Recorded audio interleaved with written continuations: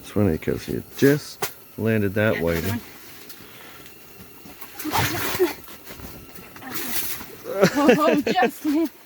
Yeah, nice.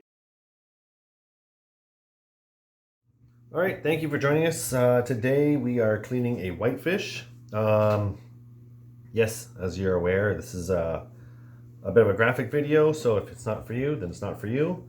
But for the rest of us, what we'll be doing is we're going to make this into a boneless fillet. This is a whitefish that we caught out on Lake Simcoe today, and we like to batter these and have them with some fish and chips. They're really good fish. I mean, for us, I find that they don't keep in the freezer for long, but they're great fresh. So and I mean, they're a bit tricky to clean. They've got some bones along the lateral line here, and they got strong bones too. So I'm going to just show you a tip which makes it a little easier to clean these guys. Once again, I like to have the back towards me. I always like to work with the back towards me. It's a bit slippery when grabbing a hold of these guys, so I like to use a dry cloth just to get a good grip, right? So I'm going to start by just getting an incision here.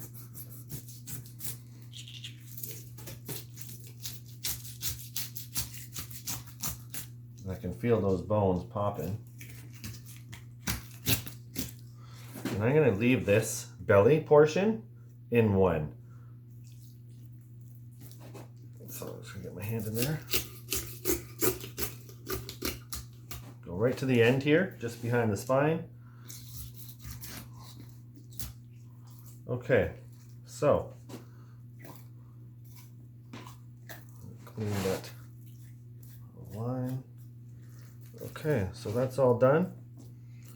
You can see here. And what I'm going to do is I'm going to flip this over with, once again, the spine, top of the fish facing me. This time I'm going to insert my cut here, and I like to leave a little flap of skin just under here because when you're pulling, it doesn't just pull down. So it gives you a more level cut.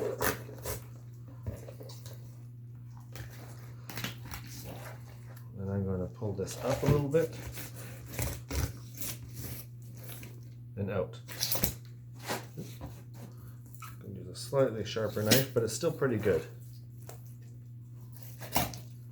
So what's going to happen is, once I cut this here, this part here is all just going to come loose from the fish. This part here we can go ahead and get rid of.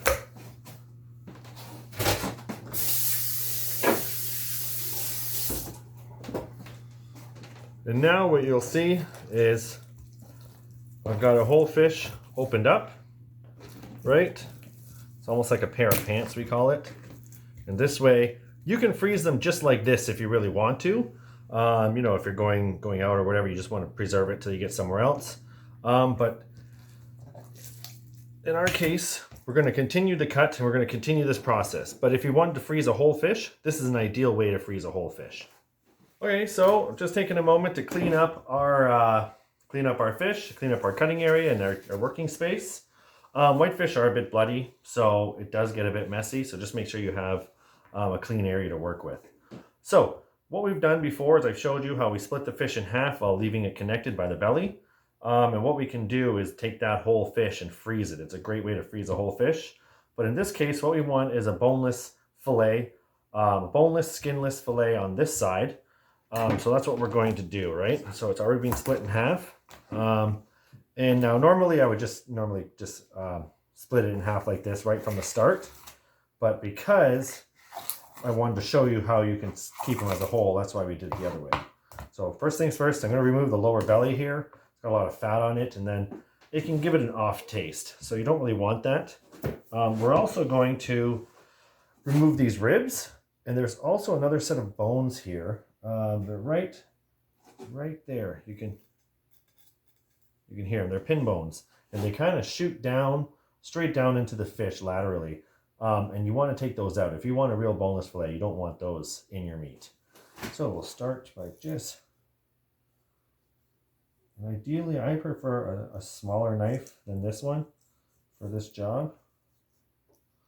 Keep your fingers on the back side of the rib bones.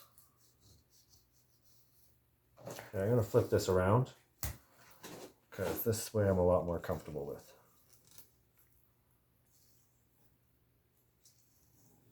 And remember, it's a fillet knife. We're just going to nice smooth strokes, but angle it up towards the ribs. So you're saving meat and you're not wasting anything. So there we are. The ribs themselves are gone, but we've still got these pin bones. So we're going to go ahead and remove those. Now what I'd like to do is stretch it out, get on the top side of the pin bones, make a little incision right where they are. Now, like, they're almost straight, but they do have a slight angle heading up towards the back of the fish. So just careful when making your cuts. And here, we're going to go on the bottom side of the pin bones. You can see just below. See that incision? And we're going to follow that right down to the skin, all the way. I'm going to give it a little slice off at the end. Right? So now that's still in the meat, and so is this one. And you still have the meat here going to the bones, or to the skin. So what we're going to do now is we're going to go ahead and we're going to take the skin off of this. So you're going to pinch the bottom here, and then just smooth strokes. You'll need a sharp knife for this, but keep the fish as flat as possible and cut on the same level, going directly across the fish. You're getting your blade between the skin and the meat here. So this is how you make it skinless. Oh, I'm going to have a little piece of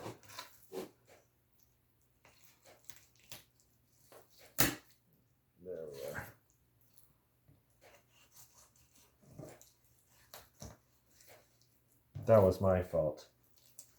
That was only because I came out at the end. So what we can do is, you'll see once I lift this up, so now that the skin's being removed, this little section of bones that we cut out will just come out.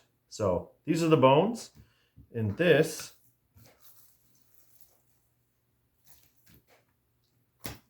there's the skin, right? It's actually quite pretty, but that's your skin. We don't need that. And here you've got a nice, beautiful, boneless whitefish fillet. This here is where the bones were. You'll see there's no more ribs. There's no more bones.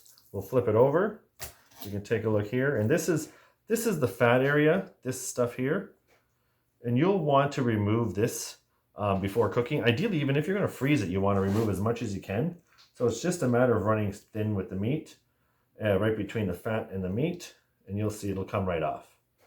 And that's what you're going to do before cooking. Ideally, you don't want to keep that. It's like a strange bloodline that just, it can really throw off the flavor if you do keep it. I mean, not always, but sometimes it's there and you can notice it, particularly if you're freezing whitefish for any amount of time. But hopefully this video helped you out. You get a good idea of what to do when cleaning your next whitefish. Hopefully you're lucky enough to get into them. And yeah, thank you for joining us. This will be a great English-style battered fish and chip dinner.